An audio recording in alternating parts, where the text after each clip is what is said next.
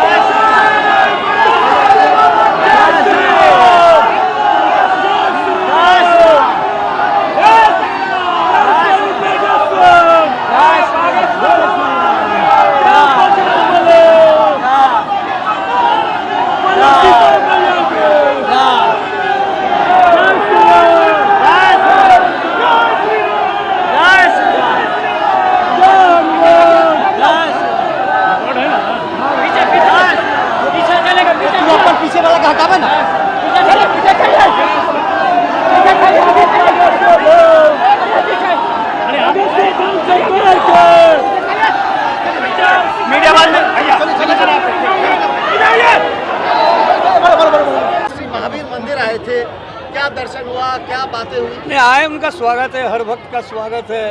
इतने बड़े धर्माचार्य हैं, आए, हम उनके प्रति आभार व्यक्त करते हैं। अच्छे शब्द बोले, इसके लिए भी आभार व्यक्त करते हैं। क्या बातचीत हुई सर, क्या दर्शन? नहीं ऐसा नहीं, बातचीत हुई, कथा में आने के लिए उन्होंने कहा, मैंने कहा कि मैं स्वस्थ हूँ।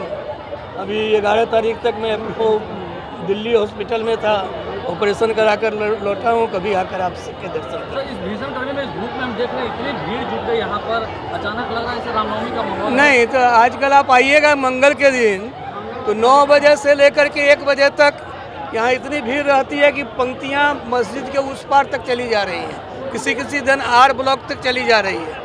कितनी भीड़ है, क्या हम लोग व्यवस्था करने जा रहे हैं, ये महाराज जी चले जाएंगे, उसके बाद एक दिन हम लोग प्रेस कॉन्फ्रेंस करके सब बात बतलाएंगे।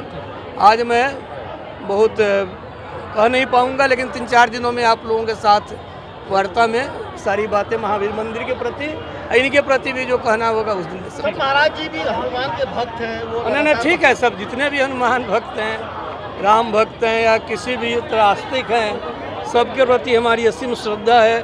भक्तों के प्रति और भक्तों की जो भूल होती है हम लोगों के शास्त्र में, उन सब के प्रति हम लोग असीम श्रद्धा, अगाध श्रद्धा रखते हैं। नमस्कार, मैं हूं अमित और आप देख रहे हैं आंखें न्यूज 24।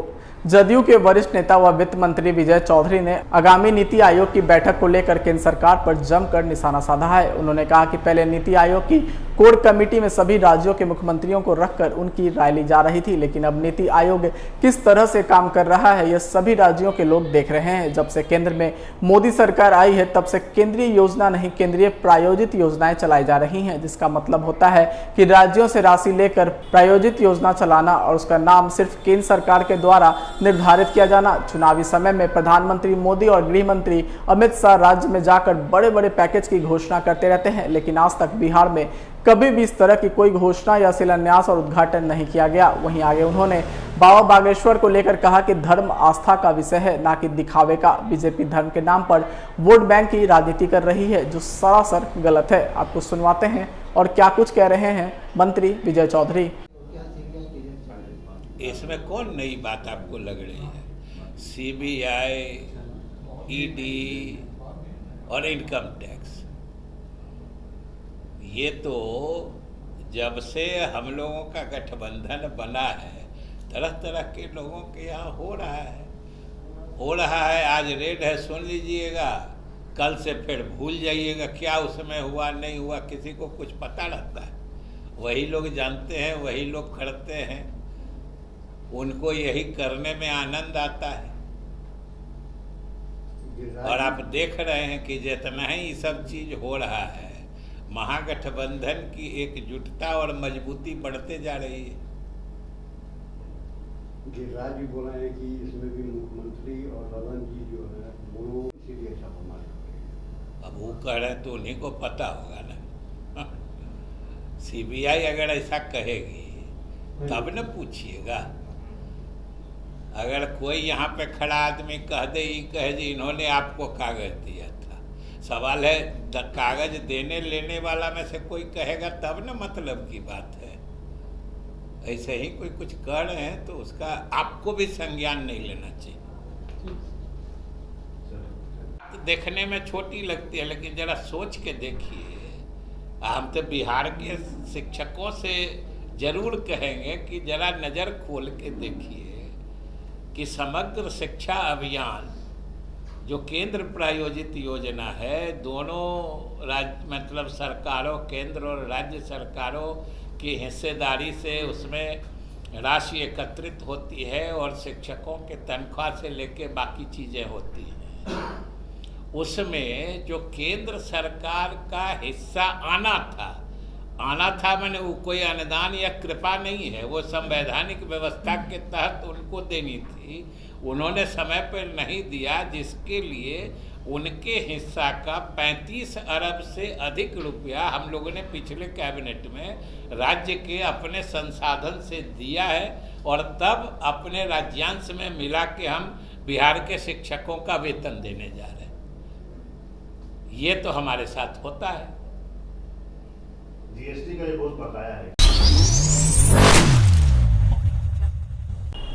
नमस्कार, मैं हूं अमित और आप देख रहे हैं आंखें न्यूज 24।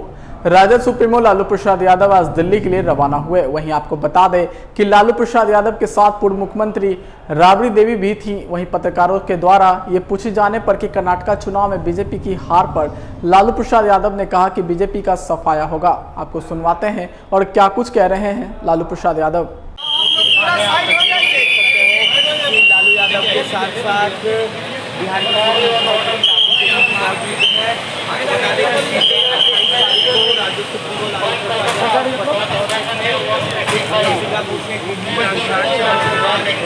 बैठने दीजिए, आराम से, पहले आराम से बैठने दीजिए। कैसे व्हील चेयर हम संभालेंगे रे भाई, हम ही को पीछे खींच रहे हैं। पीछे कीजिए।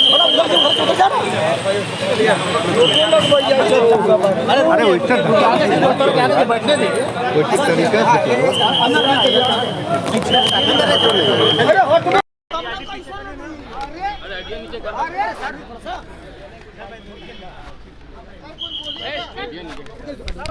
कोई तरीका से कर्नाटक चुनाव में जिस तरीके से जीत हुई है, नहीं बोलेंगे,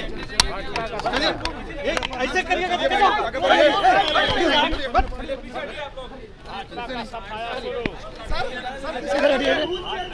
इधर इधर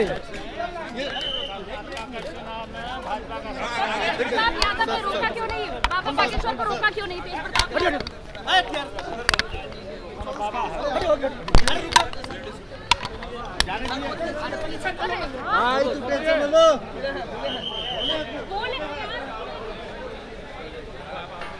लालू जी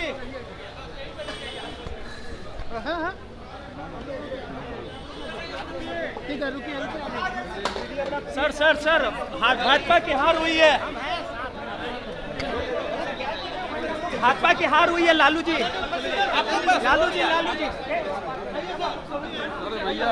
अरे हेलो मैम, हेलो, चलिए और मीडिया को रोका करिए, महिला कोई चलता है आप लोग पे। और समाचारों में वक्त हो चुका है एक छोटे से अंतराल का। I am Shalini Singh, principal of Ludhiana Mount Carmel School. Here in our school, we give best education and good environment to our students where they can learn well. We provide here well-equipped lab, well-equipped, well-stocked library. We have here well-trained teacher also. We have a sports playground for cricket, volleyball, football, and also provision for indoor activities. So we have here security system, information and communication technology. So we have all facilities here in our school where students feel comfortable and secure.